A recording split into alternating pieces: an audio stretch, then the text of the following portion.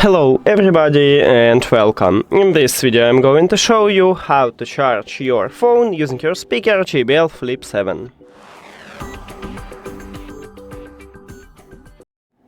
All you need to have for this is just USB-C to USB-C cable. But if your phone do not support USB-C, maybe you should have Lightning to USB-C or even micro USB to USB-C. Now connect USB-C cable to your phone.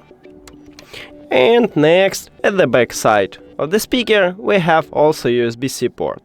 So connect USB-C cable right at this port, and right here we should see the LED light. So yeah, right here we have it, and it means that it's charging. That's it. Thank you for watching this video. If you found it helpful, please consider subscribing to the channel and leave the like on the video. See you later!